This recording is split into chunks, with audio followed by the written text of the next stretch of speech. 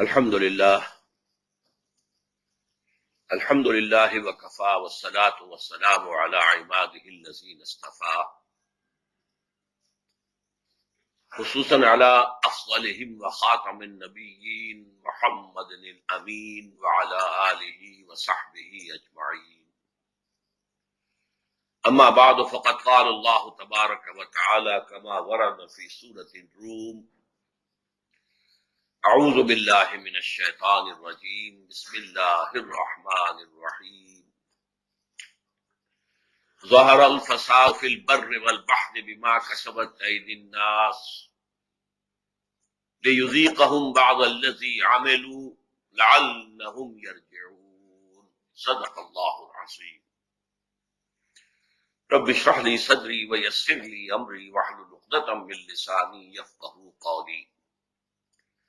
اللهم ربنا ألهمنا رشدنا واعذنا من شرور أنفسنا. اللهم أرنا الحق حقا وارزقنا اتباعه وأرنا الباطل باطلا وارزقنا اجتنابه. آمین یا رب العالمین.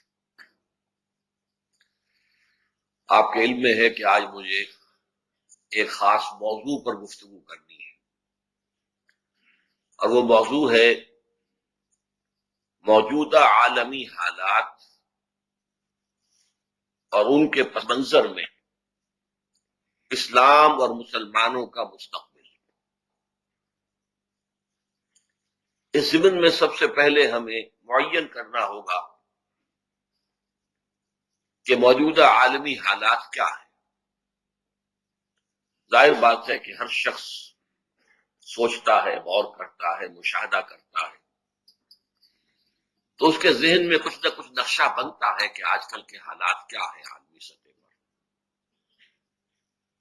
اس میں جو کچھ میں دیکھ رہا ہوں اسے میں آپ کے سامنے رکھ رہا ہوں. اس کی 3 سطحیں ہیں میرے نزدیک.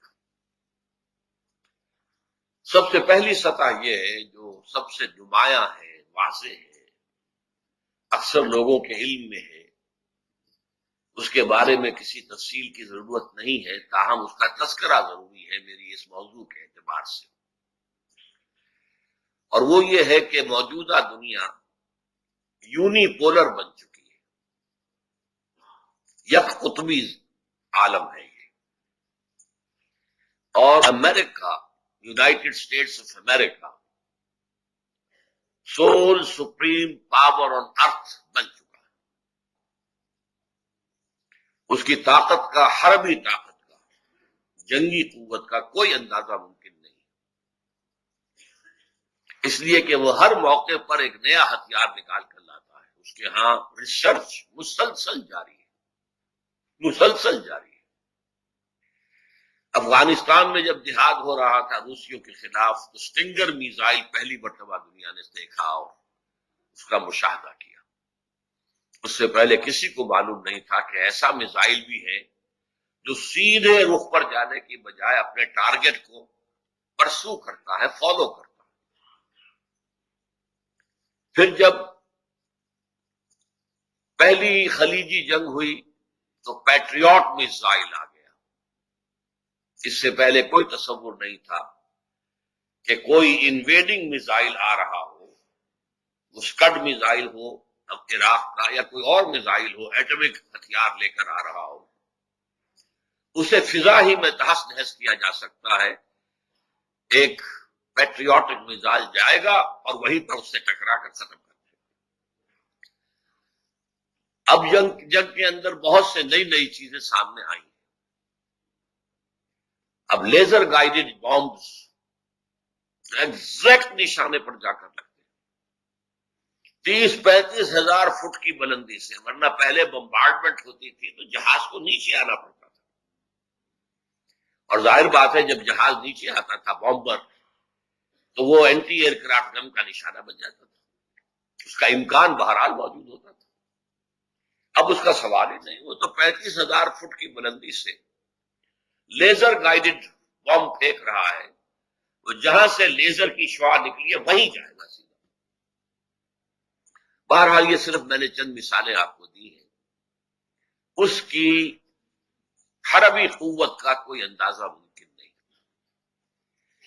پھر اس میں تکبر، ایروگنس اس درجے بڑھ چکا ہے کہ اسے نہ تو عدل و انصاف کے جو مسلمہ اصول ہیں ان کی فکر ہے، ان کا کوئی لحاظ نہیں، کوئی فکر نہیں. اپنے بہترین الائز کی رائے کا بھی کوئی لحاظ نہیں. وسیع ترین سطح پر امریکہ اور یورپ کے اندر مظاہرے ہوئے عراق کی جنگ کے خلاف، اس نے بالکل برے کاہ کے برابر وقت نہیں لی. یو این او ساتھ چلنے کے لیے تیار نہیں ہوئی تو یو این او کو بھی دھکا دیا، بیٹھے رہو. یہ ایروگنس ہے، arrogance. We can go it alone. نئے نئے اصول بنائے ہیں، پری ایمپٹیو اسٹرائک. ہمیں کسی ملک کی طرف سے ذرا سا اندیشہ بھی ہو گیا کہ وہ ہمارے لیے مستقبل میں کہیں خطرناک ثابت ہو سکتا ہے، تو ہمیں حق حاصل ہے کہ اس پر حملہ کریں. یہ ضروری نہیں ہے کہ اس ملک کی طرف سے کوئی اقدام ہو اور پھر ہم حملہ کریں. یہ ہے گویا کہ ایک مست ہاتھی کے معنی ہے امریکہ اپنی قوت کے، حربی قوت کے اعتبار سے، جس کا مقابلہ کرنے کی حیثیت نہ یورپ میں ہے، نہ جاپان میں ہے، کسی میں نہیں. عالم اسلام کا تو ذکر ہی کیا ہے. تو پہلی بات یہ ہے کہ جو سب کے سامنے ہے کہ اس وقت امریکہ sole supreme power on earth بن چکا. دوسری حقیقت جو ویسے تو کئی صدیوں میں ڈیولپ ہو کر آئی ہے رفتہ رفتہ، وہ ہے ایک اجتماعی نظام جس نے کہ اس وقت پورے گلوب کو انگلف کر دیا. اس اجتماعی نظام کی 3 سطحیں ہیں. جیسے کوئی شخص جب ملیریا بخار چڑھتا ہے تو سردی اتنی لگتی ہے کہ ایک رضائی، دوسری رضائی، تیسری رضائی اوپر ڈالتے ہیں. تو 3 رضائیاں ہیں در حقیقت کے جو اس وقت میاں نے اوڑھی ہوئی. اس میں سے جو نزدیک ترین ہے زمین کے یا مریض کے، وہ ہے سماجی نظام. اس کے اوپر دوسری رضائی ہے معاشی نظام، اور سب سے اوپر ہے رضائی سیاسی نظام. اب ان تینوں نظاموں کا جائزہ لیجیے، اور اس کے لیے کیونکہ ہم اوپر سے چل رہے ہیں، پہلے ہم نے امریکہ کی بات کی ہے اور اب سیاسی نظام. پچھلی 2-3 صدیوں کے اندر جو نظام بڑھا، یورپ سے شروع ہوا، پوری دنیا میں پھیل گیا، اور آج گویا کہ وہ موضوع ہے، اصل موضوع ہے، ایکسپٹڈ فیکٹ ہے پوری دنیا کے اندر. وہ ہے سیکولرزم. اور سیکولرزم کے معنی کیا ہے؟ انسان کے اجتماعی معاملات میں کسی مذہب کا کوئی دخل نہیں. مذہب صرف انفرادی معاملے کا نام ہے، اس میں ہر انسان آزاد ہے، لیکن اس کے 3 چیزیں ہیں صرف، چوتھی چیز اس میں شامل نہیں ہے. عقائد، کوئی ایک خدا کو مانے، 100 کو مانے، کسی کو نہ مانے، اسے آزادی ہے. عبادات، وہ ایک انسین خدا کی عبادت کرے، یا پتھر کے بتوں کی عبادت کرے، یا پیپل کے درخت کی عبادت کرے، یا سانپ کی عبادت کرے، یا انسان کے آلہائے تناسل کی عبادت کرے. یہ بھی ہے ہندوؤں کے اندر. سورج کی کرے، چاند کی کرے، ستاروں کی کرے، کھلی آزادی. پوجو جسے پوجنا چاہتے ہو، اور جو بھی موڈز آف ورشپ رکھنا چاہو تمہیں آزادی. قانون میں، سیاسی نظام میں، قانون سازی کے عمل میں کسی مذہب کا کوئی دخل نہیں ہوگا. گویا کہ انسان کی اجتماعی زندگی سے اللہ کو نکال دیا گیا. ہماری پارلیمنٹ سے تمہارا کوئی سروکار نہیں. Go and live in the mask. Synagogues, churches, मंदिर, जहां जाओ जाओ, हमारे पार्लियामेंट से तुम्हारा कोई सरोकार नहीं, हमारी मार्केट प्लेस से तुम्हारा कोई सरोकार नहीं, हमारे समाजी निजाम से भी तुम्हारा कोई सरोकार नहीं। ये हम खुद बनाएंगे। We are ourselves sovereign. हम हाकिम हैं। अवामी हाकमियत के उसूल पर हम कानून साजी करेंगे, इंतखाबात करेंगे। इंतखाबात के नतीजे में जो भी पार्लियामेंट या कोई भी आप उसको नाम दे दें, कांग्रेस कह दें, कुछ भी कहे, वो कानून बनाएगी अक्सरियत के साथ। वो चाहे शराब पीने की इजाजत दे, चाहे बैन कर दे, उसका इख्तियार है। लेकिन ये बैनिंग इस वजह से नहीं होगी कि किसी मजहब में वो बैंड है। वो हम जिन्स शादियां इजाजत दे, उसे इख्तियार है।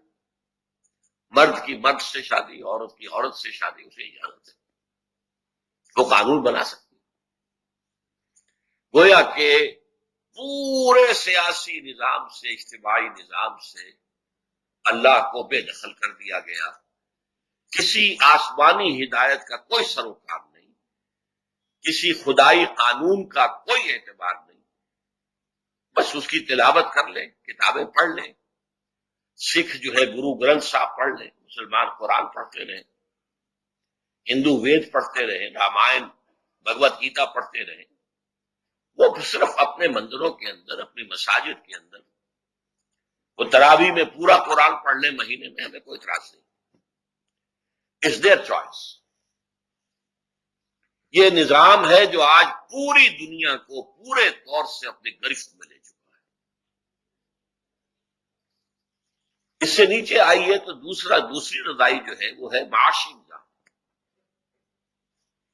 पूरी दुनिया में माशी निजाम इस वक्त इंटरेस्ट बेस्ड कैपिटलिज्म की बुनियाद पर है। सूद पर मबनी कैपिटलिस्ट सिस्टम, सरमायादाराना निजाम, जिसमें असल ताकत, असल हक सरमाए को हासिल है, लेबर को नहीं। और सरमाया अज खुद भी बगैर किसी मेहनत के कमाई कर सकता है। आप बैंक में रुपया रखते, सूद लेते रहे, आपकी किसी मेहनत को कोई दखल नहीं है। कहीं से एक मर्तबा डाका डालकर, गबन करके, कुछ और करके आप एक दफा साइजेबल रकम रख दें बैंक में, अब हर महीने आपको मिलता रहे, खाते रहे, आपकी किसी मेहनत की जरूरत नहीं, किसी भागदौड़ की जरूरत नहीं। फिर इसकी एक और छोटी बहन आई और वो है जुआ, स्पेकुलेशन। एक तीसरी बहन आई, इंश्योरेंस। इंश्योरेंस भी असल में कैपिटलिज्म के तहफ्फुज का जरिया है। आपने कारखाना लगाया है, चाहे माचिस फैक्ट्री लगाई है, आपके 10 करोड़ रुपया उसमें लग गया है। अब इस माचिस फैक्ट्री के लिए आफात जो है, जमीनी आसमानी, आ सकते हैं। आग लग जाए, शाहदरा के अंदर माचिस फैक्ट्री है, ऐसा सैलाब आए जो बहा के ले जाए। इस सूरत में सरमायादार का जो नुकसान होगा उसको भी जो कंज्यूमर है माचिस वाला वो अदा करेगा। वो उसे इंश्योर कराएंगे और इंश्योरेंस पर जो उन्हें देने पड़ेंगे हर महीने या हर साल पैसे, वो अपनी माचिस की कॉस्ट में डाल देंगे। लिहाजा हर कंज्यूमर जो एक माचिस खरीद रहा है, उस माचिस की कॉस्ट के साथ साथ उस कैपिटलिस्ट की के फ्यूचर की हिफाजत के भी पैसे खुद दे रहा है। ये तीन जो है मिलकर एक माशी निजाम बनते हैं। इस माशी निजाम के खिलाफ एक बगावत हुई थी और वो कम्युनिज्म का निजाम था। कम्युनिज्म में इंटरेस्ट खत्म हो गया था। इंफरादी मिल्कियत ही नहीं तो इंटरेस्ट काहे पर होगा? आपके पास पैसा ही नहीं तो किस चीज पर इंटरेस्ट होगा? सब हर चीज जो है वो तो कौम की मिल्कियत है। आप काम करें, वेज दें, खाने का आपका बंदोबस्त होगा, ये हुकूमत के जिम्मे है। لیکن اس سے آگے آپ کو کوئی حق نہیں ہے کہ آپ کوئی جماعت بنائیں، کوئی ایجیٹیشن کریں، کوئی اپنی ویجز بڑھانے کے لیے جدوجہد کریں، نتھنگ آف سارٹ۔ اس نظام میں چونکہ غیر فطری انتہا پسندی تھی، یہ چل نہیں سکا زیادہ دیر تک۔ اب اس کی موت واقع ہو چکی ہے۔ یہ ایک ہی نظام تھا کہ جو کیپٹلزم کو چیلنج کر رہا تھا، اور پچھلی صدی کے وسط میں یہ سیلاب کی طرح بڑھ رہا تھا، اور ویسٹرن کیپٹلزم کانپ رہا تھا اپنے گھر کے اندر۔ یہ پتہ چلا تھا یورپ آدھے سے زیادہ اس نے قبضہ لیا تھا، لیٹن امریکہ میں پہنچ گیا تھا، سینٹرل امریکہ میں پہنچ گیا تھا، کیوبا میں آج تک ہے، پھر یو ایس ایس آر کے علاوہ چائنا میں پہنچ گیا تھا، ہندوستان میں پہنچ گیا تھا، بنگال میں اور کیرلا میں اس کی حکومتیں قائم ہو چکی تھی۔ پھر اس سے بھی بڑھ کر یہ کہ یو ایس ایس آر جو ہے کانکویسٹ آف دی اسپیس، خلا کی فتح، اس میں بہت آگے نکل گیا تھا امریکہ سے۔ امریکہ کانپ رہا تھا۔ یہی وجہ ہے کہ اس زمانے میں انہیں مذہبی کتابیں بڑے پیمانے پر کروڑوں کی تعداد میں شائع کی کہ لو بابا خدا کے لیے قرآن پڑھو، دیکھو کہ یہ کمیونزم جو ہے یہ تمہاری کتاب کے خلاف ہے۔ دی گلوریس قرآن، مجھے یاد ہے جب میں میڈیکل کالج میں پڑھتا تھا، بڑے خوبصورت ٹائٹل کے ساتھ امریکہ کا چھپا ہوا مفت تقسیم ہو رہا ہے۔ بھگوت گیتا پڑھو بھائی پڑھو، اپنشد پڑھو بھائی پڑھو۔ مجھے اسی کو اپنشد ملا تھا جس کو کہ میں نے انگلش ٹرانسلیشن میں نے پڑھا تھا، گیتا، تاکہ یہ مذہب جو ہے کسی طریقے سے روک بنے۔ لیٹو بنا دی گئی تھی، سیٹو بنا دی گئی تھی، سینٹو بن رہی تھی یا بن بھی گئی تھی، to contain Russia and U S S R, to contain communism. It's a threat to our system, economic system. وہ کوئی مذہبی جنگ نہیں تھی، مذہب سے سروکار ہی نہیں تھا۔ یو ایس ایس آر کے لوگ بھی عیسائی تھے، ویسٹرن یورپ اور امریکہ کے لوگ بھی عیسائی تھے، مذہبی تو کوئی اختلاف تھا ہی نہیں۔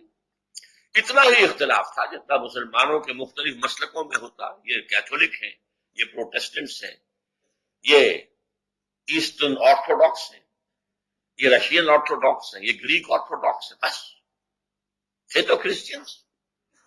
سب کے سب حضرت عیسیٰ کو خدا کا بیٹا مانتے تھے، سب کے سب بائبل پڑھتے تھے۔ تو مذہب کی کوئی جنگ نہیں تھی۔ پوری نصف صدی جو کولڈ وار چلی ہے وہ ان دو معاشی نظاموں کے خلاف، اور بالآخر وہ جو چیلنج کرنے والا نظام تھا وہ بیٹھ گیا، ختم ہو گیا۔ اس کے بٹھانے میں مسلمان کا خون استعمال ہوا۔ افغانستان میں مجاہد جہاد کے نام پر مسلمانوں نے آ کر اپنا خون دیا، جانیں دی۔ امریکہ نے پیسہ خرچ کیا، اسٹنگر میزائل دیے، بڑی بڑی گاڑیاں دی، ارب ارب ڈالر دیا، اور چونکہ وہ پاکستان کے تھرو جا رہا تھا تو ہمارے جرنیلوں کے بھی وارے نیارے ہو گئے۔ بھرے ہوئے ڈالر سے جو سوٹ کیسز ہوتے تھے وہ اپنے گھر لے جاتے تھے۔ ان کے بیٹوں کی انڈسٹریز بنی ہوئی کہاں سے آ گئی؟ یہ جرنیل تو کبھی سائیکل پر چلا کرتے تھے، کار نہیں تھی ان کے پاس۔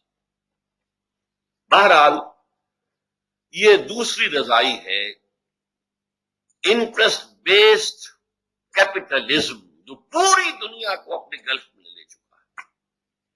پوری دنیا میں بینکنگ سسٹم ہے بیسڈ آن انٹرسٹ۔ اب آئیے نیچے تیسری رضائی، سماجی نظام۔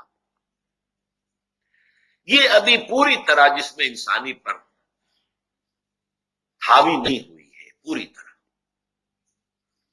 ویسٹ میں حاوی ہو چکی۔ اس کا اصول کیا ہے؟ فری سیکس، مرد اور عورت کی مکمل مساوات، جس طرح چاہیں اپنی سیکشول ارج کو، بس صرف یہ ہے کہ رضامندی ہونی چاہیے، بس جبر نہ ہو۔ زنا بالجبر قانون ہے، قانون کی خلاف ورزی ہے، لیکن زنا بالرضا کوئی قانون، کوئی خلاف ورزی نہیں، کوئی جرم نہیں۔ اس کے نتیجے میں فیملی سسٹم برباد ہے۔ اولاد کو بھی ایک خاص عمر کے بعد بیٹا بیٹی جاؤ نکلو گھر سے، بھائی اپنا خود جا کر بناؤ اور کھاؤ، ہم پر اگر کوئی ڈیپینڈنس تھی تو بس ایک خاص عمر تک ہے، لڑکی ہو لڑکا ہو جاؤ اوپن فیلڈ میں۔ ظاہر بات ہے کہ پھر اولاد کو ماں باپ کی کیا فکر، بڑھاپے میں وہ اولاد ماں باپ کو اولڈ ہاؤسز میں لے جا کر ڈمپ کر دیں گے، رہو یہاں پر کھانا پینا ملتا رہے گا، ہمیں دیکھنا نصیب نہیں ہوگا۔ زیادہ سے زیادہ کوشش کریں گے کرسمس میں آ کے تمہیں اپنی شکل دکھا دیں، لیکن اکثر و بیشتر بوڑھے والدین کرسمس میں بھی ترستے رہ جاتے ہیں کہ کوئی نہیں آتا انہیں اپنی شکل دکھانے کے لیے۔ یہ معاشی نظام، یہ سماجی نظام، پردے کا سوال ہی کیا، شرم کا سوال ہی کیا، عصمت و عفت کا سوال ہی کیا، یہ سماجی نظام آج کم سے کم آدھی انسانیت پر تو مسلط ہو چکا ہے۔ ابھی البتہ کچھ افریقہ اور زیادہ تر ایشیا میں یہ نظام کسی درجے میں برقرار ہے، اگرچہ ہر ملک کی ایلیٹ جو ہے اس نظام کو اختیار کر چکی ہے، اوپر کا طبقہ بے پردگی، فحاشی، عریانی، فری سیکس یہ اختیار کر چکے ہیں۔ یہی وجہ ہے ڈائیورس، جتنی شادیاں ہوتی ہیں اکثریت جلد از جلد تحلیل ہو جاتی ہیں، ڈائیورس ہو جاتی ہے، فیملی نظام چلتا ہی۔ یہ ہے تیسرا نظام۔ البتہ جو کمی ہے ابھی مشرقی ممالک میں، اب ایک زبردست تحریک چل رہی ہے مغرب کی طرف سے کہ اس کو بھی ختم کر دیا جائے، یہ بھی ہم جیسے ہو جائیں، ان میں بھی لبرلزم آ جائے، ان میں بھی روشن خیالی آ جائے۔ کیا ہے، میری بیوی زنا کر رہی ہے تو کیا ہے، اس کی مرضی ہے، میری بیٹی آوارہ ہو گئی ہے تو مجھے کیا، وہ اپنے مستقبل کو خود خراب کر رہی ہے، اسے پھر شادی کے لیے مرد نہیں مل سکے گا، وغیرہ وغیرہ۔ یہ لبرلزم، یہ روشن خیالی، یہ ویمن لب، عورتوں کی آزادی آزادی آزادی، یہ کیا کہ خاندانی نظام میں عورت جو ہے، بیوی جو ہے، وہ شوہر کے تابع ہو، دے آر ایکول۔ اب جب ایکول ہے تو میں بھی رانی تو بھی رانی، کون بھرے گا پانی، برابر ہے، تو پھر ظاہر بات ہے کہ یہ شادی کا بندھن، یہ خاندان کی بندشیں، یہ اس کے اخلاقی جواز کا معاملہ ہے، بے معنی ہے، کوئی تک نہیں۔ چنانچہ آپ کے علم میں ہوگا کہ 10-15 سال پہلے قاہرہ میں کانفرنس ہوئی، یہی ایجنڈا تھا، عورت کی آزادی کا ایجنڈا۔ پھر اس کے 5 برس بعد بیجنگ میں کانفرنس ہوئی۔ اب دیکھیے کس طریقے سے ایشیا اور افریقہ میں اگر کوئی خاندانی نظام کی سینکٹیٹی باقی ہے، کوئی شرم، حیا، عفت اور عصمت کے تصورات باقی ہیں، کوئی خاندانی نظام کا سٹرکچر باقی ہے تو ختم کرو اس کو۔ اور بیجنگ +5 کانفرنس ہوئی ہے یونائٹڈ نیشنز اسمبلی کے زیر اہتمام، اب یہ عالمی ادارے کے تحت ہوئی، بیجنگ +5 کانفرنس۔ اس میں جو ایجنڈا طے ہوا ہے، جو فیصلے ہوئے، اس میں نمبر 1، پروسٹیٹیوشن کو بھی ایک ریسپیکٹیبل پروفیشن مانا جائے گا۔ دلیل کیا ہے؟ ایک مزدور اپنی مسکولر اسٹرنتھ کو استعمال کرتا ہے کمائی کے لیے، وہ کسی چلا رہا ہے، اینٹیں ڈھو رہا ہے، آخر اس کی قوت ہے نا، بازوؤں کی قوت جو استعمال کر رہا ہے۔ ایک عورت بھی اپنے جسم کا ایک عضو استعمال کرتی ہے کمائی کے لیے، واٹس دی ڈفرنس؟ پروسٹیٹیوشن کو ایک रिस्पेक्टेबल प्रोफेशन माना जाए। नंबर 2, हम जिन्स परस्ती, गेज और लेस्बियंस, ये हम जिनसी सेक्सुअल ताल्लुक जो है, इसको भी एक नॉर्मल ओरिएंटेशन समझा जाए। मिजाज की बात है, कोई अपने मिजाज के एतबार से ऑपोजिट सेक्स से अपनी शहवानी ख्वाहिशात की तस्कीन करता है, कोई अपने उसी सेक्स से, सेम सेक्स से, होमोसेक्सुअल, वो अपनी शहवानी ख्वाहिश पूरी कर लेता है, तो it's also a normal orientation, normal है। फिर यह कि औरत और मर्द बिल्कुल बराबर, उनको विरासत में बराबर हिस्सा मिलेगा, उनको तलाक का बराबर हक होगा। अगर मर्द को हक है तलाक का, तो औरत को भी तलाक का हक होगा, जब चाहे तलाक हो। खुला उला का कोई तस्वुर नहीं कि औरत जो है किसी इंटरमीडियरी इदारे के जरिए से खुला हासिल करे, अदालत से, बिरादरी के पंचों की मदद से उनको कन्विंस करे कि मैं इस शख्स के अब निकाह में नहीं रह सकती, ये असबाब है। नहीं, जब चाहे तलाक। फिर ये कि अगर वो घर का काम करेगी तो वेज तलब कर सकती है अपने शौहर से, लेबर है उसकी, वो घर में रहकर काम कर रही है, तो उसे उसका सिला, उसकी मजदूरी मिलनी चाहिए। अगर वो प्रेगनेंसी की तकलीफ गवारा करे और बच्चे की विलादत का दुख और तकलीफ बर्दाश्त करे, इस पर भी वेज ले सकती है वो, शौहर को उसकी भी कीमत और मजदूरी देनी पड़ेगी। ये है वो एजेंडा जिसको सामने लाया जा रहा है, और इसका नाम है, बहुत खूबसूरत नाम है इसका, सोशल इंजीनियरिंग। ये सोशल सिस्टम की एक नई तामीर हमें करनी है। जैसे कि कोई इमारत बोसीदा हो जाए, उसे गिरा दिया जाए, तो फिर जाहिर बात है अब आर्किटेक्ट चाहिए जो नई बिल्डिंग का नक्शा बनाए, फिर कॉन्ट्रैक्टर्स चाहिए जो बनाए, इंजीनियरिंग। तो ये सोशल इंजीनियरिंग प्रोग्राम है of the United Nations assembly, general assembly ने पास किया है। पूरी दुनिया के नुमाया तरीन और अहम तरीन इदारे ने पास किया, और पाकिस्तान भी उसका सिग्नेटरी है, दस्तखत किए हुए, और उसकी तरफ सबसे ज्यादा तेजी के साथ पाकिस्तान जा रहा है।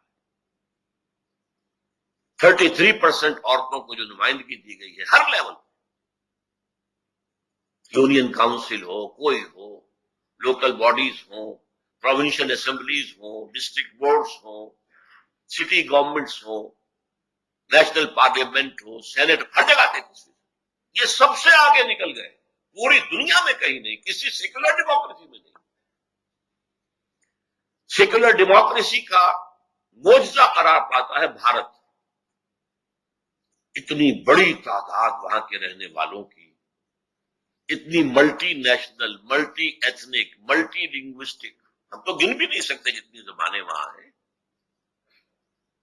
हर सूबे, हर स्टेट की अपनी जबान है, लेकिन सियासी निजाम जमहूरियत के तहत चल रहा है। मार्शल लॉ का आज तक सवाल ही पैदा नहीं हुआ। ज्यादा से ज्यादा 1-1.5 साल के लिए इमरजेंसी आई की गई, सिर्फ इमरजेंसी। इमरजेंसी कॉन्स्टिट्यूशनल होती है, वो सुप्रा कॉन्स्टिट्यूशनल नहीं है कि जो आया जर्नल उसने कॉन्स्टिट्यूशन को उठा के फेंका और अपना जो है पीसीओ बनाया और जजों तक से उसका अहद ले लिया, नहीं अहद देते तो जाओ छुट्टी करो, घर बैठो।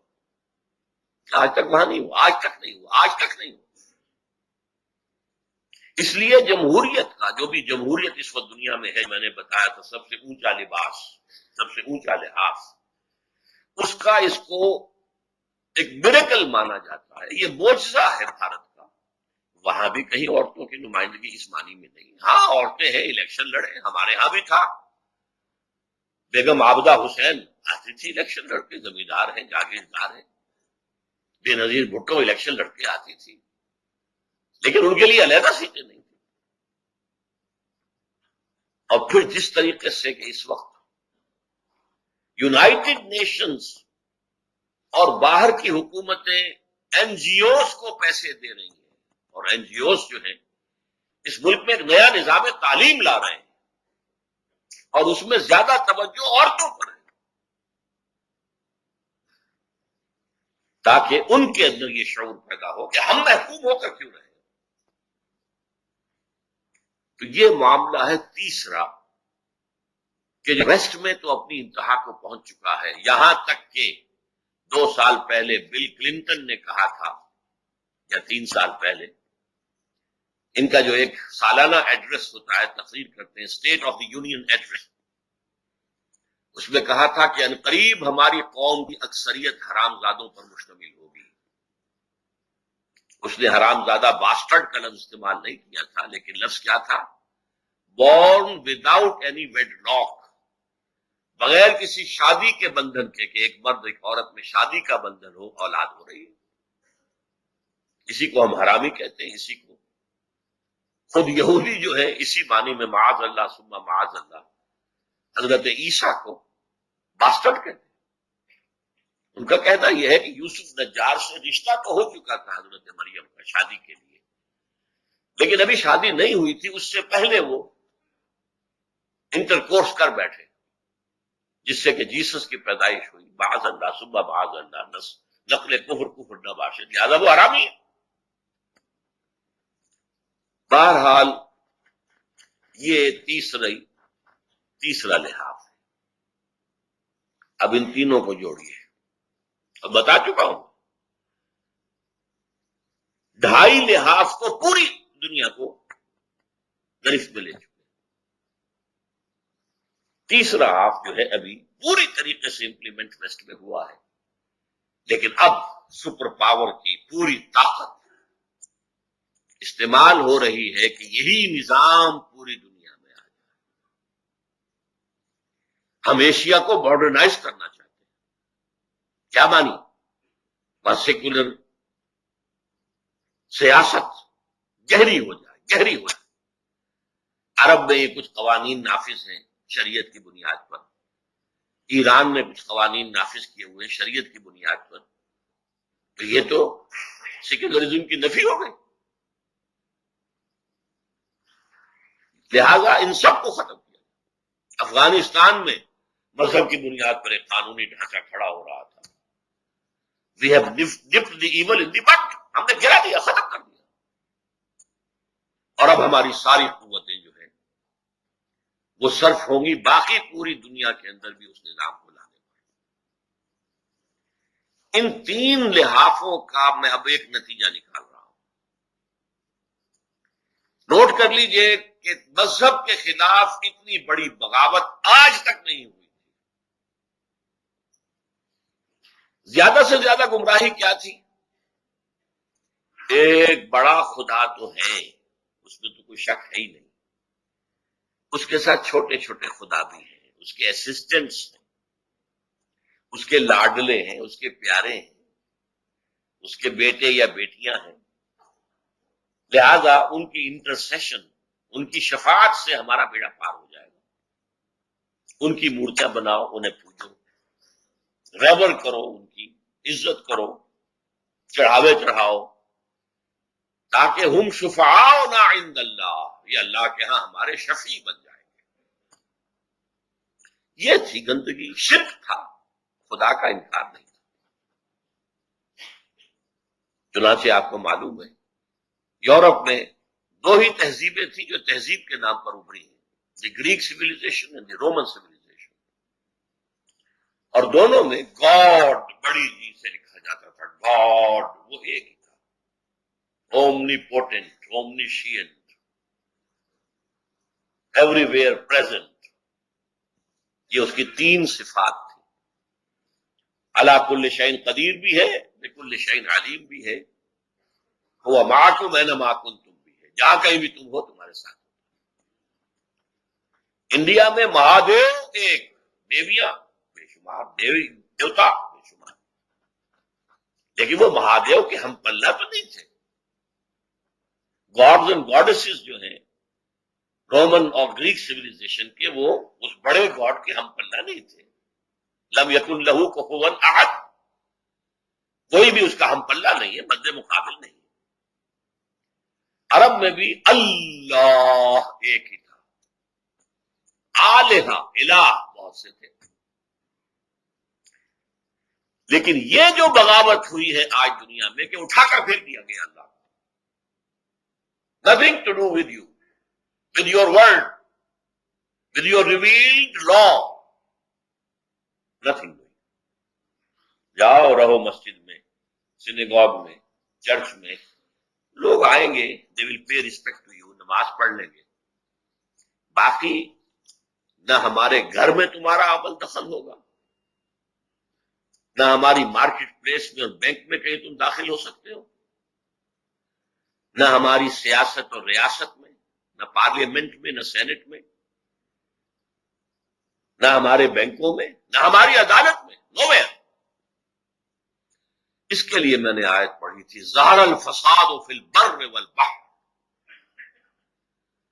بحر و بر میں فساد رونما ہو گیا. یہ فساد سے مراد کیا ہے؟ ویسے تو دنیا میں اس میں بھی کوئی شک نہیں ہے کہ اس نظام کے آنے کے بعد ہی عظیم ترین عالمی جنگیں ہوئی ہیں، کروڑوں انسان قتل ہوئے. پچھلی صدی کی 2 عظیم عالمی جنگوں کا خیال کیجیے، دی فرسٹ ورلڈ وار اور دی سیکنڈ ورلڈ وار، کروڑوں انسان قتل. لیکن اس سے قطع نظر فساد کسے کہتے ہیں؟ بغاوت، اللہ کے خلاف بغاوت. جیسے کہ قرآن مجید میں منافقین سے کہا گیا، وَإِذَا قِيلَ لَهُمْ لَا تُفْسِدُوا فِي الْأَرْضِ قَالُوا إِنَّمَا نَحْنُ مُصْلِحُونَ. وہ اصل میں منافقین کیا کہتے تھے؟ کیوں پنگا لے رہے ہو، کیوں قریش سے جنگ مول لے رہے ہو، تمہاری مت ماری گئی ہے، ایک دیو کے ساتھ ٹکرانا چاہتے ہو، صلح صفائی سے کام کرو، دشمن کو مارنا بھی ہے تو گڑ دے کر مارو. یہ تھا ان کا موقف، جنگ کے خلاف تھے. وہ جان جانے کا اندیشہ ہے، اس میں مال خرچ کرنا پڑتا ہے. اسے کیا کہا گیا؟ فساد فی الارض. اللہ اور اس کے رسول کا حکم کچھ اور ہے اور یہ کچھ اور نفلی اپنی بجا رہے. وَإِذَا قِيلَ لَهُمْ لَا تُفْسِدُوا فِي الْأَرْضِ، اللہ اور اس کے رسول کے احکام کے خلاف تم بات کرو گے، یہ فساد. آج پوری دنیا اس فساد کی گرفت میں ہے. ظہر الفساد فی البر والبحر. اور یہ فساد کیوں آیا ہے؟ بما کسبت ایدی الناس، لوگوں کے اپنے ہاتھوں کے کرتوتوں کی وجہ سے. انسان نے خود یہ نظام جو ہے طے کیے. اللہ تعالیٰ نے انسان کو آزادی دی ہے، okay go this way, if that is your choice you can go ahead. تم خود بھگتو گے، تمہاری نسلیں بھگتیں گی. عذاب الہی آئے گا تو گیہوں کے ساتھ گھن بھی پسے گا. گو اہیڈ، ہماری طرف سے آزادی ہے. ہم زبردستی تمہیں روکیں گے نہیں کہ اس راستے پر مت جاؤ. زبردستی ہو تو پھر جزا و سزا کا ہے کی. جزا و سزا تو اسی کی ہے کہ چوائس ہے، اما شاکرا و اما کفورا، فمن شاء فلیؤمن ومن شاء فلیکفر. جو چاہے ایمان لائے، جو چاہے کفر کرے. We have given you the freedom of choice. تو یہ در حقیقت تمہارے ہاتھوں کے اپنے کرتوتوں کے نتیجے میں ہوا. بما کسبت ایدی الناس لیذیقہم بعض الذی عملوا، تاکہ اللہ تعالیٰ انہیں مزہ چکھائے کچھ ان کے اعمال کا. سارے اعمال کا مزہ تو وہ آخرت میں چکھائے گا جب زندگی ختم ہونے میں نہیں آئے گی. لوگ داؤ صبورا موت مانگیں گے، کاش موت آ جائے ہم، لیکن موت نہیں آئے. لا يموت فیہا ولا یحیا. تو اصل تو سزا وہاں ملے گی، پوری سزا تو وہاں ملے گی. یہاں تو بعض الذی عملوا، کچھ ان کے کرتوتوں کی سزا ہم یہیں دے دیں انہیں. لعلہم یرجعون، اور اس سزا سے بھی، اس میں بھی ایک حکمت ہے، شاید کہ لوٹیں. شاید کہ ٹھوکر کھا کے سمل جائے، شاید کہ عذاب الہی جھنجھوڑے اور یہ جاگ جائے۔ تو میری گفتگو کا اب تک ماحصل کیا ہے؟ نمبر ایک، یوں سمجھیے کہ پورا گلوب ہے، اس پر تو 3 رضائیاں چڑھی ہوئی ہیں، شرم اور حیا اور عفت و عصمت کی تار تار، سود، جوا، اسپیکولیشن اور انشورنس کی بنیاد پر کیپٹلزم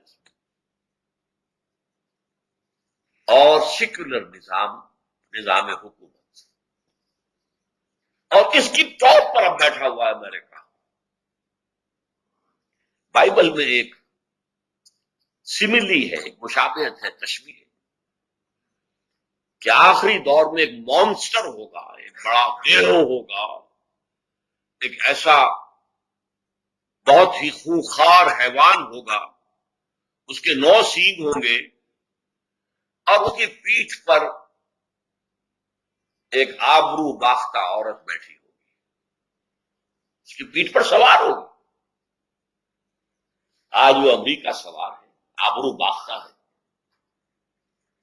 وہاں کے اکثریت جو ہے وہ کہتے ہیں we are living together, we are not married, ساتھ رہ رہے ہیں، بچے ہو رہے ہیں، وی آر لیونگ ٹوگیدر، ساتھ رہتے ہیں ہم، ہماری شادی نہیں، ہمارے درمیان کوئی شادی کا بیڈ لوک نہیں ہے۔ اسی لیے تو کہا تھا نا کلنٹن نے، عنقریب ہماری قوم کی اکثریت جو ہے حرامزادوں پر مشتمل ہوگی۔ وہ آبرو باختہ عورت جو ہارلٹ کے الفاظ آئے ہیں وہاں پر، یہ جو انجیل کا آخری باب ہے، ریولیشن، اس کی تشبیہ ہے۔ اس سے مراد میرے نزدیک جو اصل تشبیہ ہے اس میں ہے اسرائیل ہے وہ ہارلٹ جو آج عیسائی دنیا کی پیٹھ کے اوپر سوار ہے۔ لیکن یہاں میں نے وہ تشبیہ استعمال کی ہے کہ امریکہ ہے جو ان 3 لحافوں میں لپٹی ہوئی اس زمین پورے ارض پر وہ بیٹھا ہوا ہے، سوار ہے۔ اب تیسرے لیول پر آئیے، یہ ذرا مخفی لیول ہے، کیونکہ آج دنیا میں مذہب کی بہت زیادہ دلچسپی نہیں ہے، اور یہ معاملہ خالصتاً مذہبی ہے، اس لیے عام طور پر تو لوگ اس کی گفتگو بھی پسند نہیں کرتے۔ وہ یہ ہے کہ ان کے نیچے ایک مذہبی چپقلش بھی ہے کہ جو ورک کر رہے ہیں۔ وہ مذہبی چپقلش کیا ہے؟ اس میں سب سے ایکٹیو یہودی ہے، یہودی کہ جو اپنے کئی صدیوں کی جد و جہد اور محنت کے نتیجے میں عیسائی دنیا کو فتح کر چکے ہیں۔ لیکن وہ سب ایک جیسے نہیں ہیں عیسائی۔ رومن کیتھولکس نے بھی ہتھیار ڈال دیے ہیں، لیکن ان کے دلوں میں یہودیوں کی محبت نہیں ہے۔ آج بھی فرانس کے اندر اینٹی سیمیٹزم یہ پھر سر اٹھا رہا ہے، باقاعدہ آپ ٹیلی ویژن پہ دیکھتے ہوں گے، فرینچ گورنمنٹ بڑی تشویش میں ہے، یہودیوں کے خلاف غصہ اور نفرت۔ یہ ہے وہ جنہوں نے ہمارے خدا کے بیٹے کو سولی چڑھایا تھا، لیکن بائی اینڈ لارج وہ سرنڈر کر چکے ہیں، ان کا پوپ جو ہے وہ ایبسالو کر چکا ہے، یہودیوں کو وہ حضرت عیسیٰ علیہ السلام کے سولی دیے جانے سے بری کر چکا ہے۔ ان یہودیوں کا پروگرام کیا ہے؟ ان کا کہنا یہ ہے کہ we are the chosen people of the lord, ہم خدا کے برگزیدہ چنیدہ بندے ہیں، پورے انسان صرف ہم ہیں۔ باقی انسان جنہیں وہ جینٹائلز کہتے ہیں یا گوئمز کہتے ہیں، یہ انسان نہیں ہے، انسان نما حیوان، اور حیوانوں کو ایکسپلائٹ کرنا انسانوں کا حق ہے۔ آپ گھوڑے کو ٹانگے کے اندر جوت دیتے ہیں، آپ کا حق ہے۔ آپ بیلوں کو ہل کے اندر جوت دیتے ہیں، آپ کا حق ہے۔ آپ بکری کا گوشت کھاتے ہیں، آپ کا حق ہے۔ آپ گائے، بیل، اونٹ گوشت کھاتے ہیں، آپ کا حق ہے۔ اسی طرح ہمارا حق ہے کہ ان جنٹائلز اور گوئنز کو جس طرح چاہے لوٹیں، جس طرح چاہے ان کو سپریس کریں، جس طرح چاہے ان کا خون چوسے. یہ ان کے تالمود ہے، یہ تورات میں نہیں ہے. تالمود ان کی فقہ کی کتاب ہے. اس فقہ کی کتاب میں صاف لکھا ہے یہود کے لیے جنٹائلز کو دھوکہ دینا، روب کرنا، ان کا مال چوری کرنا، ان کو قتل کرنا، ان کا خون چوسنا، انہیں ایکسپلائٹ کرنا، یہ ان کا حق. یہ انسان نہیں ہے، انسان نما حیوان ہے، اور حیوانوں کو ایکسپلائٹ کرنا انسانوں کا حق ہے. آپ گھوڑے کو تانگے کے اندر جوت دیتے ہیں، آپ کا حق ہے. آپ بیلوں کو ہل کے اندر جوت دیتے ہیں، آپ کا حق ہے. آپ بکری کا گوشت کھاتے ہیں، آپ کا حق ہے. آپ گائے، بیل، اونٹ گوشت کھاتے ہیں، آپ کا حق ہے. اسی طرح ہمارا حق ہے کہ ان جنٹائلز اور گوئنز کو جس طرح چاہے لوٹیں، جس طرح چاہے ان کو سپریس کریں، جس طرح چاہے ان کا خون چوسے. یہ ان کے تالمود ہے، یہ تورات میں نہیں ہے. تالمود ان کی فقہ کی کتاب ہے. اس فقہ کی کتاب میں صاف لکھا ہے یہود کے لیے جنٹائلز کو دھوکہ دینا، روب کرنا، ان کا مال چوری کرنا، ان کو قتل کرنا، ان کا خون چوسنا، انہیں ایکسپلائٹ کرنا، یہ ان کا حق. یہ ہے تالمود کی تعلیم. قرآن مجید میں اس کا ذکر ہے کہ یہودی کہتے ہیں لیسا علینا فی الامیین سبیل. یہ امیین جو ہیں جنٹائلز، جن کے پاس کوئی کتاب نہیں ہے. کتاب تو ہمارے پاس ہے، تورات قرآن کو وہ مانتے نہیں، انجیل کو وہ مانتے نہیں. یہ جو امیین ہیں ان کے بارے میں ہم پر کوئی پرسش نہیں، ہم جو چاہے کریں ان کے ساتھ. لہذا وہ چاہتے ہیں world domination, reducing humanity to animals. ان کا جو اکنامک پروگرام ہے تھرو بینکنگ سسٹم، اب یہ ورلڈ بینک ہے، اب یہ IMF ہے، اب یہ ٹرپس کا معاہدہ ہے. پیش نظر کیا ہے کہ پوری دنیا مزدوروں میں کنورٹ ہو جائے، وہ کام کریں کام کریں کام کریں کام کریں، جو کچھ ان کی یافت ہو بینک کے سود کی شکل میں وہ ہم کھینچ لیں. پوری دنیا پہ حکومت ہمیں نہیں کرنی ہے. اگر دنیا میں حکومت کریں گے دنیا میں ریوولٹ ہوگی، محکوم ہمارے خلاف بغاوتیں بھی کریں گے، ہم انہیں قتل کریں گے، وہ بھی تو ہمیں کریں گے نا. ہم ان فلسطینیوں کو قتل کر رہے ہیں تو فلسطین بھی تو آتے ہیں سوسائڈ بامب کر کے، کبھی 20 کبھی 15 مار جاتے ہیں. تو کیا ضرورت ہے؟ اصل مقصد حکومت سے کیا ہوتا ہے؟ ٹیکسز لینا، ریونیو لینا ہے بس.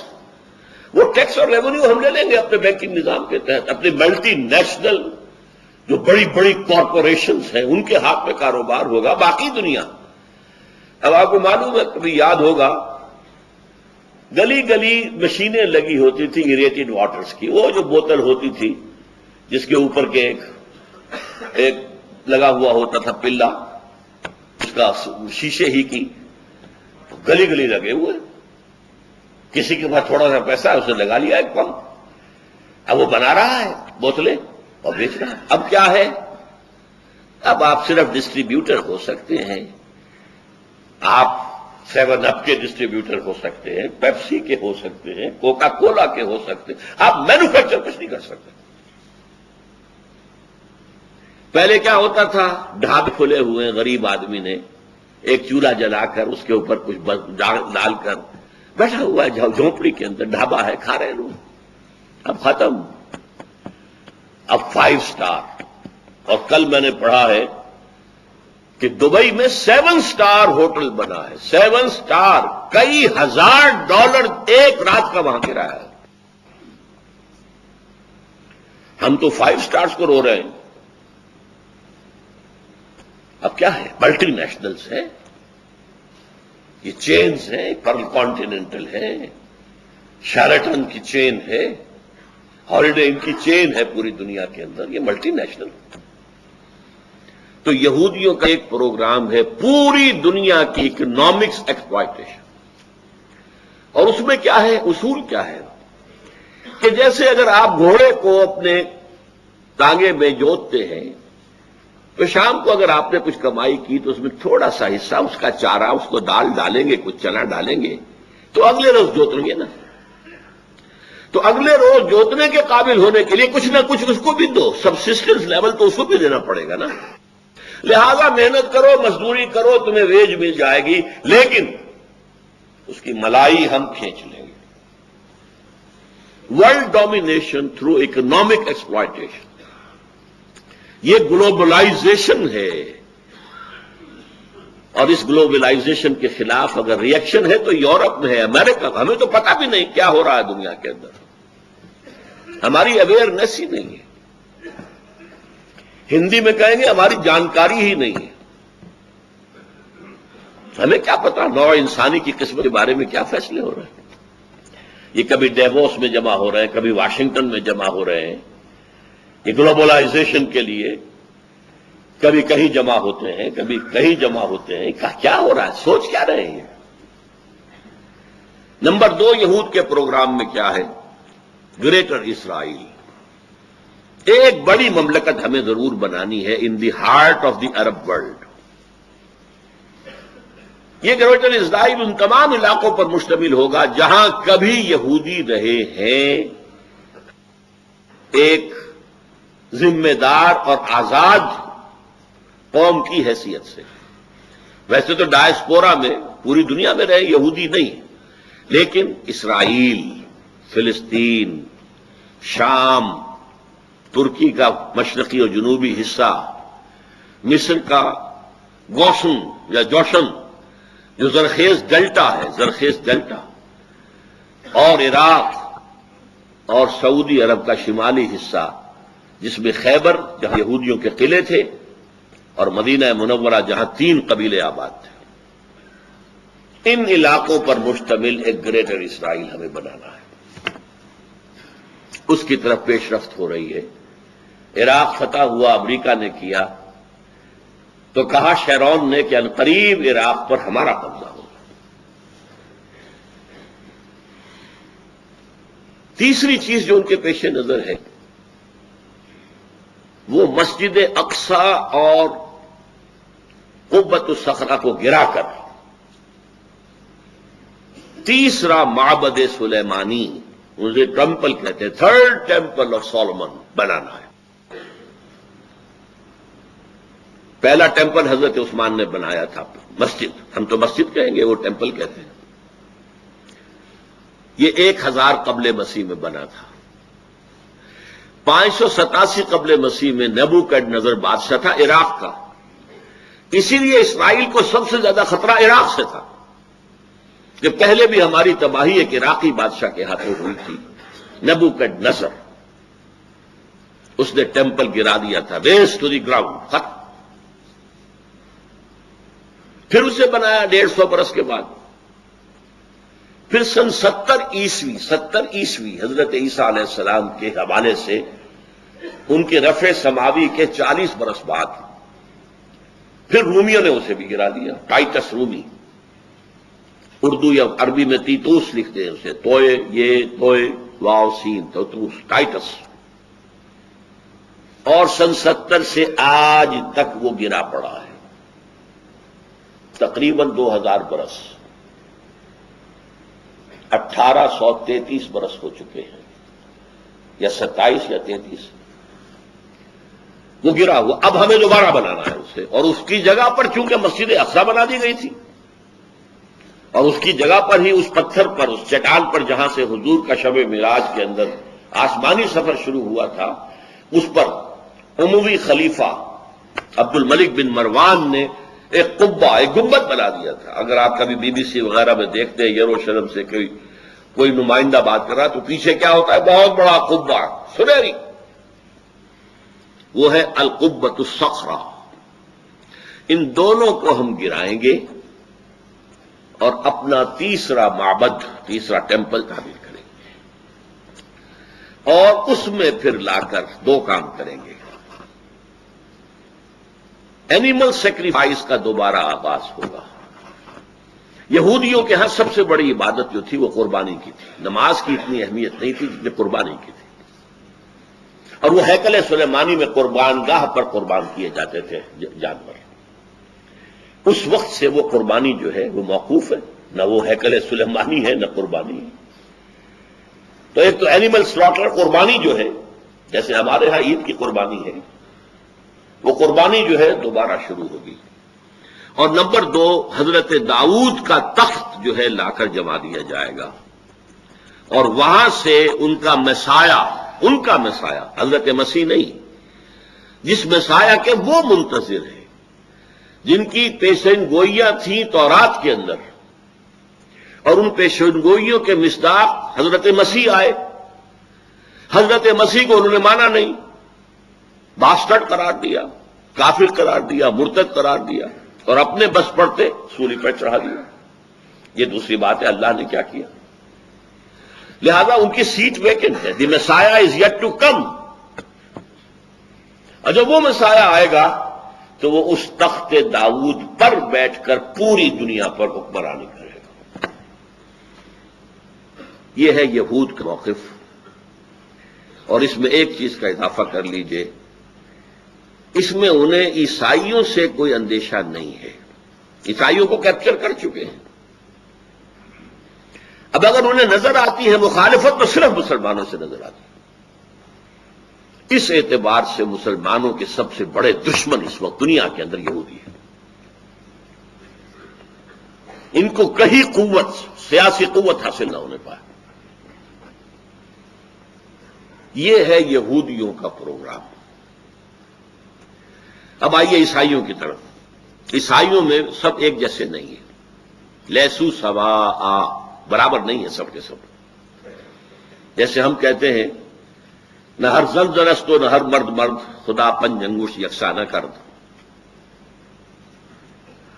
ان میں جو پروٹیسٹنٹ فرقہ ہے، جس کا امام پہلے تھا برانیہ اور اب ہے امریکہ، اور یہ ایک نسل ہے جس کو کہتے ہیں اینگلو سیکسن.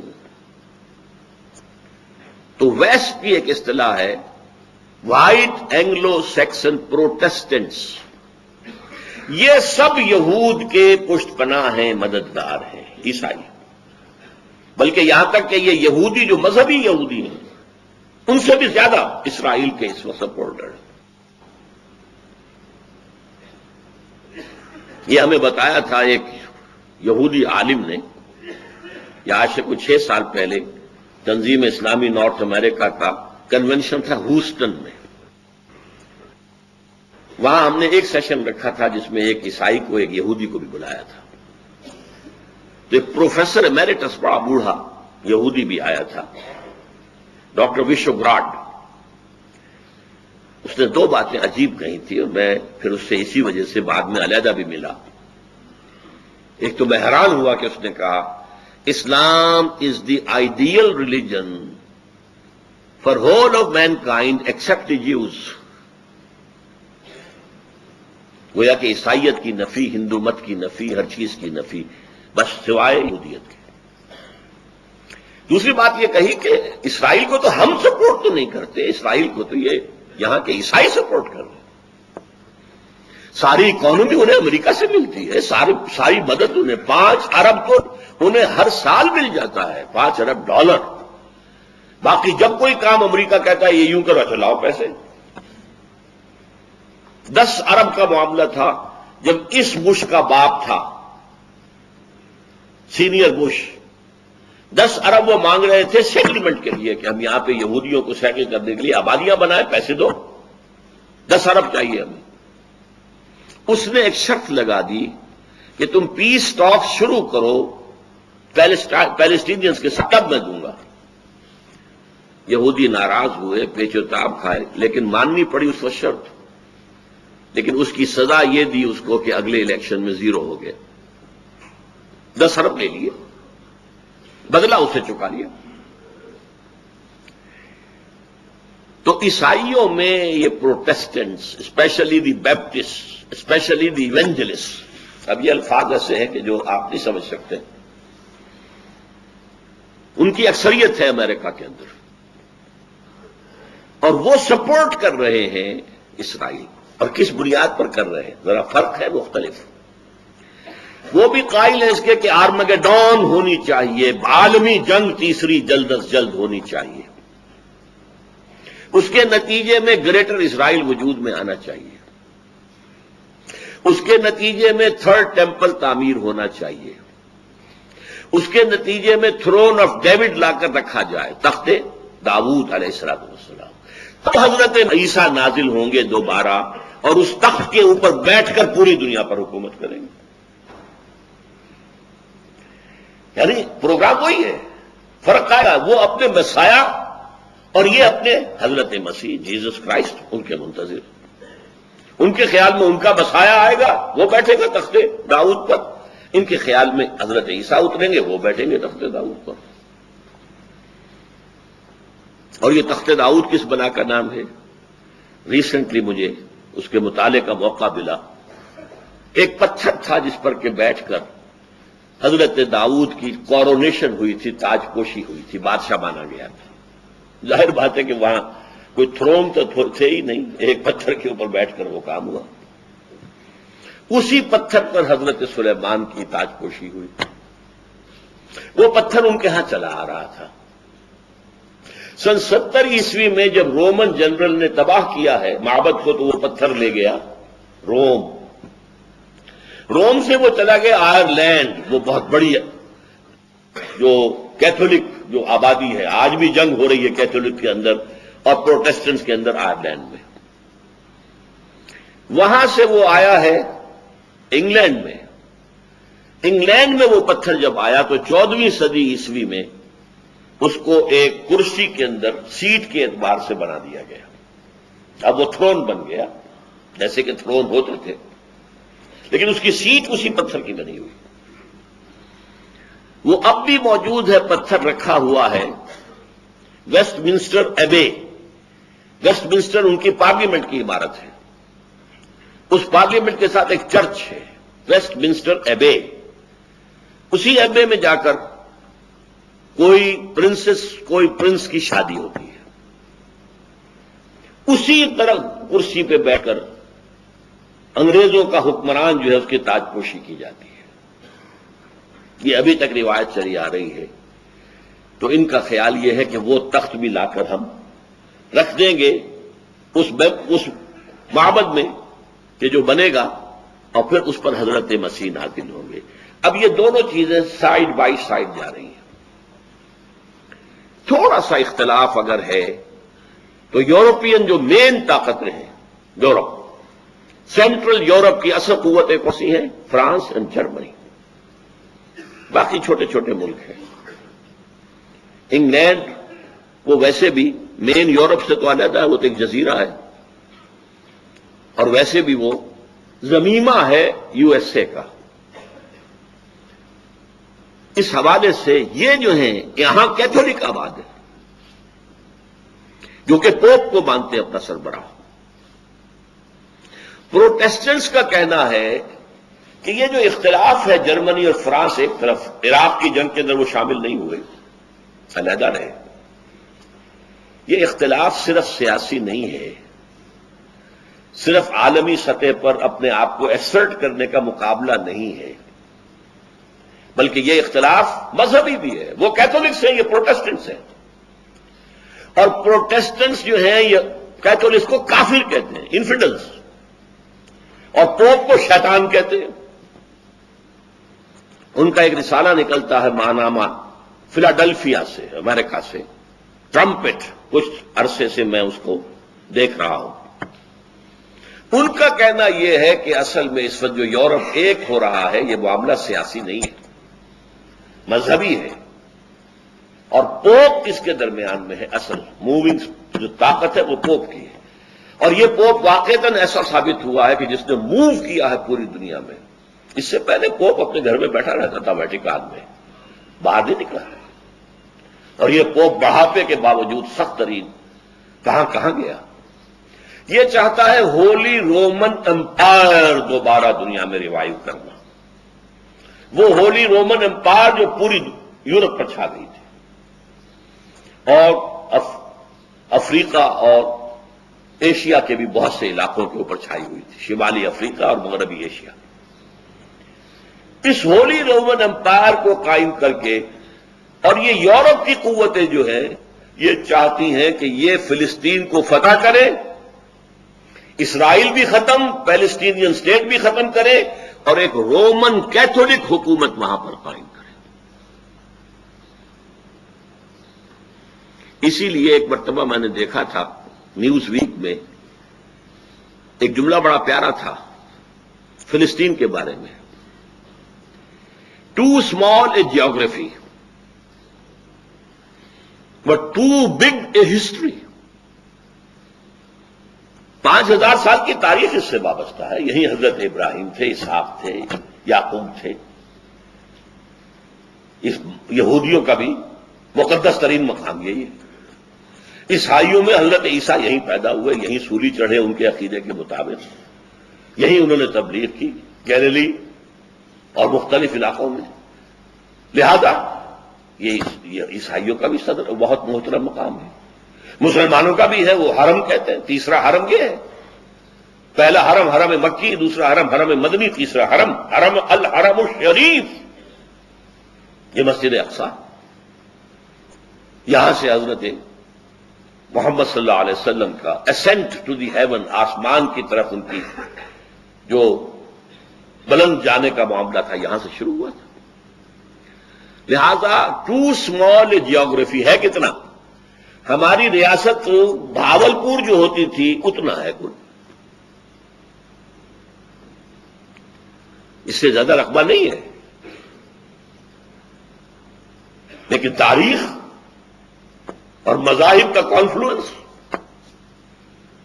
لہذا اب آپ دیکھیے یہودیوں کا نقشہ یہ ہے، عیسائیوں کا نقشہ یہ ہے، کیتھولکس کا نقشہ یہ ہے کہ وہ یہاں ایک رومن جیسے انہوں نے تیمور وہاں اس کو تقسیم کرا کر اور وہاں ایک رومن کیتھولک حکومت قائم کی ہے۔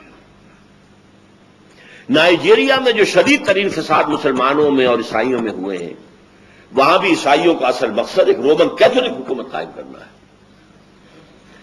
اور پروٹیسٹنٹس کا یہ الزام ہے، میں نے ایک مرتبہ دکھایا بھی تھا، اس جو ٹرمپٹ کا ایک مضمون، اس نے عنوان قائم کیا تھا دی لاسٹ کروسیڈ، آخری کروسیڈ اب ہونے والا ہے، ساری یورپی قوتیں جمع ہو کر حملہ کریں گی اور یہاں عیسائی حکومت قائم کریں گی۔ کروسیڈ کس لیے تھا؟ اور نوٹ کیجئے پہلے کروسیڈ کب شروع ہوئے تھے؟ سیکنڈ ملینم، یہ کتنے 1000 سال کو ملینم کہتے ہیں۔ پہلا ملینم ختم ہو گیا 1000 سال بعد حضرت عیسیٰ کے، دوسرا ملینم شروع ہو گیا 1001 سے، دوسرے ملینم کے شروع میں کروسیڈ شروع ہوئے اور 1099 میں انہوں نے بیت المقدس کو فتح کر لیا۔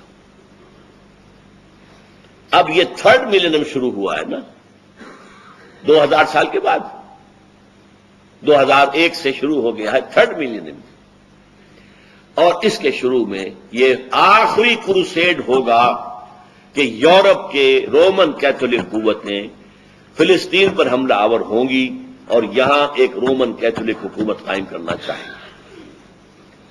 یہ ہے مذہبی خدمت، اور اس میں ایک بات آخری اور نوٹ کر لیجئے، رومن کیتھولکس کا اور پروٹیسٹنٹس کا آپس میں مذہبی کتنا ہی اختلاف ہو، اور فرانس کا اور جرمنی کا سیاسی اور عسکری اعتبار سے امریکہ سے کتنا ہی اختلاف ہو، ایک چیز پر وہ متفق ہیں،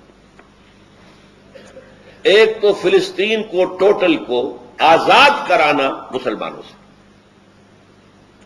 اور نمبر 2 مسلمانوں کے اندر جو یہ دماغ میں خناس پیدا ہو گیا ہے کہ ہمارا ایک نظام ہے، ہم اپنا نظام قائم کریں گے، اس کو ختم کرنا، واش آؤٹ کرنا۔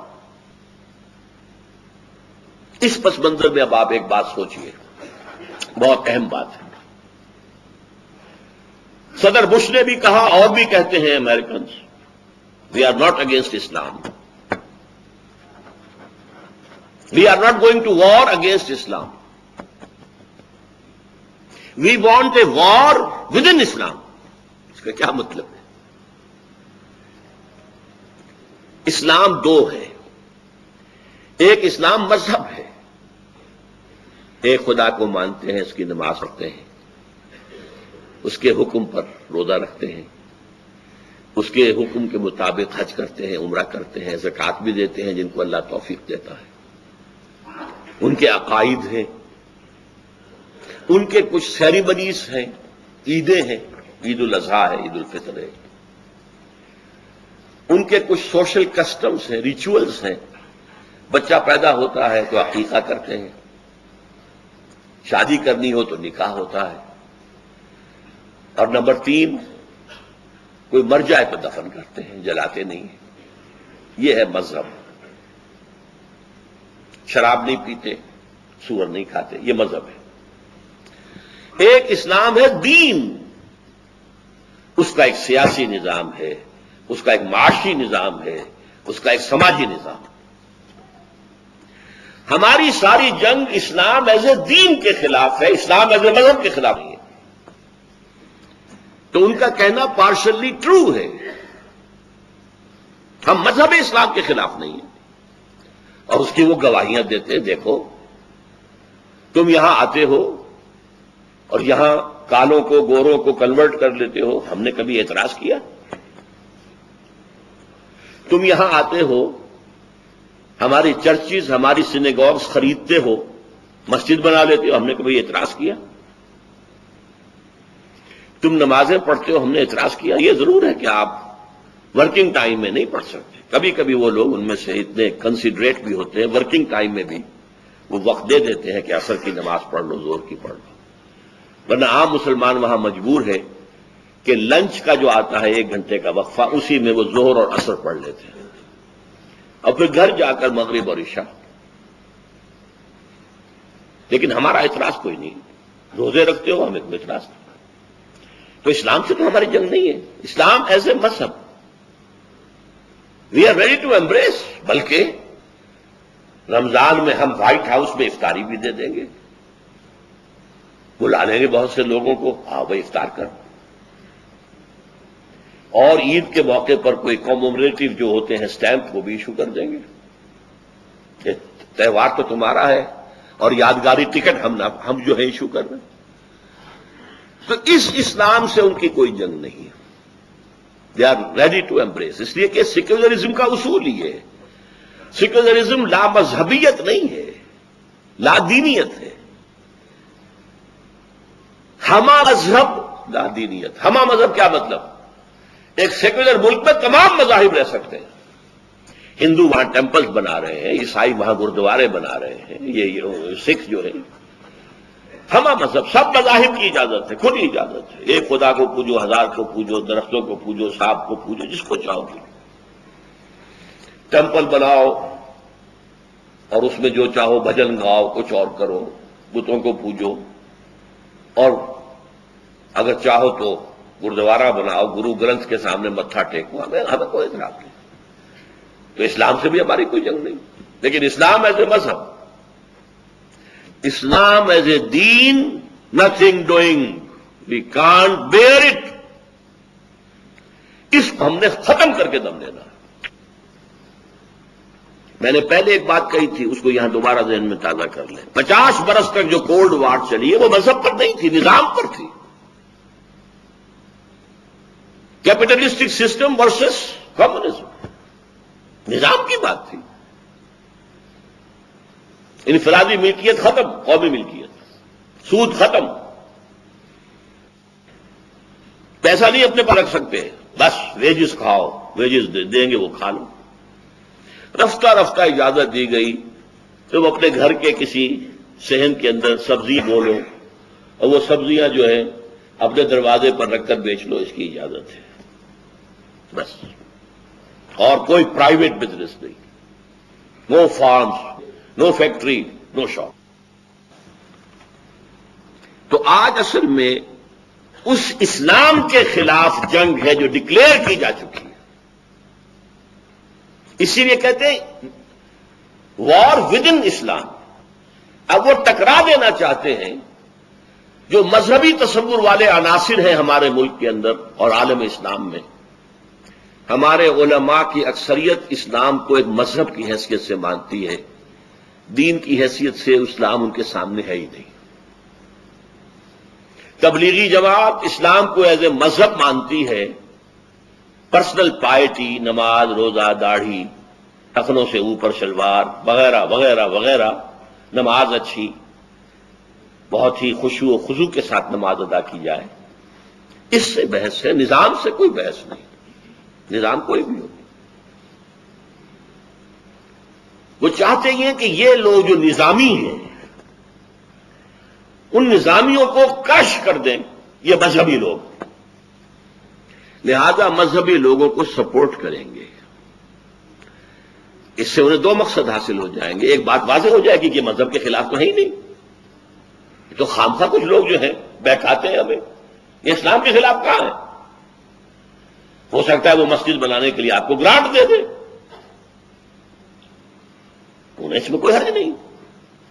تبلیغی جماعت کے وفود امریکہ میں آئے، چکر لگائے، انہیں کوئی اعتراض نہیں، وہ نظام کی بات نہیں کرتے۔ نظام کی بات کون کرتے ہیں؟ اب یہ میں چاہتا ہوں کہ ذرا آپ سمجھ لیں، اصل میں ہوا کیا ہے۔ آج سے نصف صدی قبل،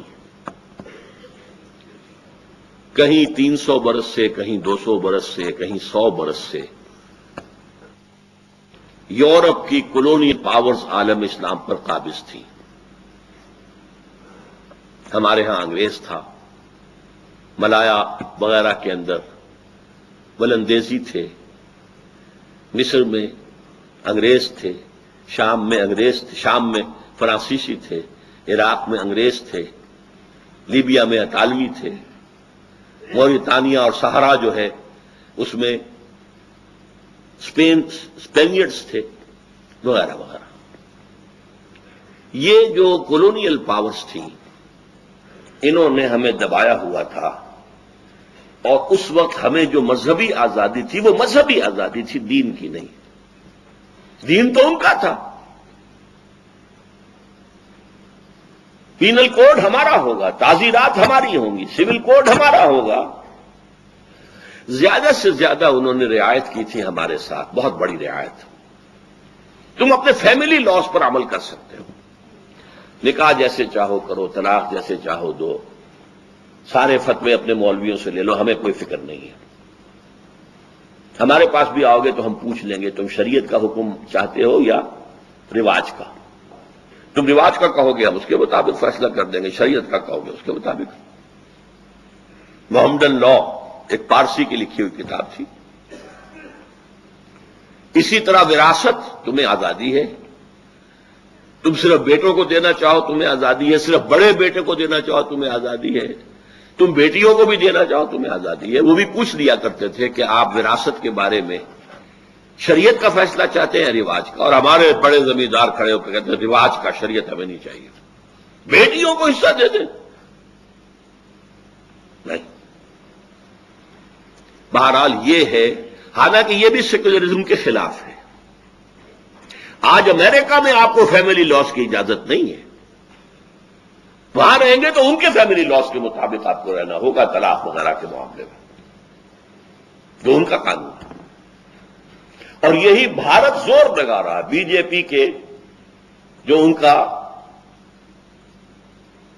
منشور ہے، مینیفیسٹو، اس کا سب سے اہم حصہ کیا ہے؟ CCC، کامن سول کوڈ، خاندانی قانون، فیملی لاز ایک ہوں گے۔ یہ کیا کہتے ہیں مسلمان جب ہمارے ساتھ کہتے ہیں کہ ہم ایک قوم ہے، سیکولرزم ہے، ہمیں سیکولرزم چاہیے، سیکولرزم میں تو قوم ایک ہوتی ہے، قوم ایک ہے تو فیملی لاز ایک ہونے چاہیے۔ یہ کیا نکاح طلاق کے ان کے اپنے حصول ہیں؟ بہرحال انگریز نے ہمیں رعایت دے رکھی تھی کہ فیملی لاز، میرج لاز، اور یہاں تک کہ وراثت بھی تم اپنے مطابق کر سکتے ہو۔ لیکن جب یہ بستر طے ہونا شروع ہوا کولونیلزم کا، ولندیزی چلے گئے، ملایا سے، سماٹرا سے جو اب انڈونیشیا کہلاتا ہے، ملیشیا سے، انگریز نے بستر باندھا ہندوستان سے، فرانس نے بستر طے کیا شام سے، برطانیہ کو اٹھا کر پھینک دیا صدر ناصر نے میڈیٹرینین میں، وہ خود نہیں گیا تھا، اٹھا کر پھینکا تھا۔ لیبیا سے چلا گیا اٹلی وغیرہ وغیرہ، موراکو وغیرہ سے فرانس چلا گیا۔ تو ایک خیال پیدا ہوا مسلمانوں کے ایک خاص طبقے میں، ہمارا بھی تو ایک نظام ہے نا، یہ انگریز کا لایا ہوا نظام بھی ایک نظام تھا، یہ فرانسیسیوں کا دیا ہوا نظام بھی ایک نظام تھا، ہمارا بھی تو ایک نظام ہے اسلام کا، ہم کیوں نہ اس کو نافذ کریں؟ یہ اصل میں آزادی کا ثمرہ تھا کہ مسلمانوں میں ایک سیلف کانشیسنس پیدا ہوئی، دے ڈسکورڈ اسلام ایز اے دین۔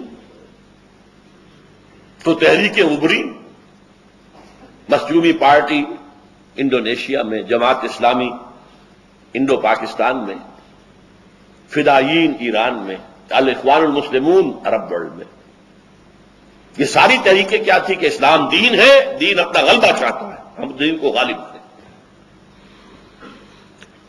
لیکن دو فیکٹرز ایسے تھے جس کی وجہ سے، بلکہ تین، آج تک کہیں کامیابی نہیں ہو سکی۔ پہلا فیکٹر یہ تھا کہ انگریز ہوں، فرانسیسی ہوں، اطالوی ہوں، انہوں نے اپنے 100، 150، 200 سالہ دور میں جو حکومت کی تھی، جو نظام تعلیم بڑھایا تھا، اس سے جو ان ملکوں کی ایلیٹ کلاس تھی وہ ان کے رنگ میں رنگی گئی تھی، انہی کی تہذیب، انہی کی بولی، انہی کی زبان، انہی کا لباس، انہی کا ذہن، انہی کی سوچ، انہی کی فکر، انہی کا فلسفہ، اور جب گئے ہیں تو حکومت ان کے حوالے کر کے چلے گئے، گویا کہ بائی پراکسی انہی کی حکومت جاری رہی۔ اور اس طبقے کے نزدیک بھی اسلام صرف مذہب ہے، وہ دین اسلام سے واقف ہی نہیں ہے، چاہے وہ پرویز مشرف ہوں اور چاہے وہ فاروق لغاری ہوں اور چاہے وہ کوئی ہو۔ دوسری بات، ان مسلمان تحریکوں نے طریقہ کار غلط اختیار کیا۔ اسلام ایک نظام کی حیثیت سے حضور نے برپا کیا تھا، اور یہ دوبارہ ہو سکتا ہے تو صرف حضور ہی کے طریقہ کار پہ ہو سکتا ہے۔ انہوں نے سمجھا وہ تو آؤٹ آف ڈیٹ ہے، پرانا ہے، چلو الیکشن میں حصہ لو، اس سے اسلام نافذ کریں گے۔ اس میں ناکامی ہوئی تو گولی چلانی شروع کر دی، فلاں کو مار دو، فلاں کو مار دو، سادات کو مار دو، سادات مر گیا تو حسنی مبارک آ کے بیٹھ گیا۔ ابھی کل پرسوں میرے پاس ایک نوجوان آیا تھا کہ میرا دم گھٹ رہا ہے، میں چاہتا ہوں پرویز کو قتل کر دوں۔ اگر تمہارا دماغ خراب ہے، ایک پرویز کو قتل کرو گے تو اور کوئی پرویز آ کے بیٹھ گیا، فائدہ کیا ہو؟ کیا تبدیلی ہوئی ہے؟ حکومت فوج کے ذریعے سے کوئی تبدیلی ہوئی آج تک؟ اس اعتبار سے یہ غلط میتھوڈالوجی جو ہے اس نے ان تحریکوں کو کہیں کامیاب نہیں ہونے دیا۔ اب ان دو اعتبارات سے اچھی طرح سمجھ لیجئے۔ نمبر ایک، ہمارے عوام کے ذہنوں پر علماء کا جو تسلط ہے، لہذا وہ تصور دین سے واقف ہی نہیں ہے، وہ اسلام کو ایز اے مذہب جانتے ہیں۔ نمبر دو، یہ جب بستر لپٹے ہیں استعمار کے، تو جو نیچے حکومتیں بنی ہیں وہ انہی کے تربیت یافتہ لوگ تھے، تربیت دادا لوگ تھے، چاہے آئی سی ایس آفیسرز تھے اور چاہے وہ بڑے بڑے لینڈ لارڈ تھے جن کے بچوں کی تعلیم مغرب میں ہوئی ہے۔ پھر پگاڑا صاحب بھی تو، یہ دونوں بھائی لے جائے گئے تھے ان کے والد کو پھانسی دینے کے بعد انگلینڈ میں، وہاں ان کی تربیت ہوئی ہے نا۔ اور بھی جتنے بڑے بڑے جاگیردار ہیں ان کے بچے تو وہاں تربیت حاصل کر کے آتے ہیں جہاں سے ان کی برین واشنگ کر دی جاتی ہے۔ اور تیسرے، دینی تحریکوں کی غلط میتھوڈالوجی، یا بیلٹ یا بولٹ، دونوں غلط، یکساں غلط۔ اب میں اپنی گفتگو ختم کر رہا ہوں اس بات پر، اس پورے پس منظر میں یہ بات واضح ہے کہ اس وقت اسلام اور مسلمانوں کا مستقبل بہت تاریک ہے، بہت تاریک ہے، بہت تاریک ہے۔ امریکہ جیسی سپر پاور عالمی تہذیب کے 3 لحاظ اور دینی مذہبی سطح پر عیسائیت اور یہودیت کا گٹھ جوڑ اور دشمنی اسلام سے، اور تیسرا اس ٹرائنگل کے اندر شامل ہو گیا ہندوستان، مشرکین، ان کی قوت، ان کی طاقت، ذرائع ابلاغ پر ان کا قبضہ، نظام تعلیم کو اب جو نیا رنگ دے رہے ہیں NGOs کے ذریعے سے، ان سب کے ہوتے ہوئے الرغم اسلام ایز اے دین کم سے کم مستقبل قریب میں اس کا کوئی امکان نظر نہیں آتا۔ ہاں، اسلام ایز اے مذہب وہ باقی رہے گا۔ ملا کو جو ہے ہند میں سجدے کی اجازت، ناداں یہ سمجھتا ہے کہ اسلام ہے آزاد۔ اسلام آزاد نہیں ہوگا، ہاں مذہب اسلام موجود رہے گا، البتہ یہ صرف مستقبل قریب کی بات ہے۔ مستقبل بعید میں کیا ہونا ہے؟ ناز اتنا نہ کریں ہم کو ستانے والے، اور بھی دور فلک ہیں ابھی آنے والے۔ Tables will be turned. یہ کب ہوگا، کیسے ہوگا، اس موضوع پر اب میں گفتگو کروں گا۔ میرا آج کا جو ہے خطاب، اس کے ویڈیو یا آڈیو آپ حاصل کریں، دوبارہ سنیں، 12 سنیں، بار بار سنیں، لوگوں کو سنائیں، تاکہ انہیں جانکاری ہو، انہیں معلوم ہو دنیا میں ہو کیا رہا ہے، کون سی قوتیں ہیں، اور اسلام بطور دین کس دور سے ہدف بن چکا ہے ان تمام ورلڈلی پاورز کا، چاہے وہ امریکہ ہے اور چاہے وہ یورپ کا سینٹرل حصہ، ان سب کا ٹارگٹ اسلام ایک دین کے اعتبار سے ہے۔ اقول قولی ھذا واستغفر اللہ لی ولکم ولسائر المسلمین والمسلمات۔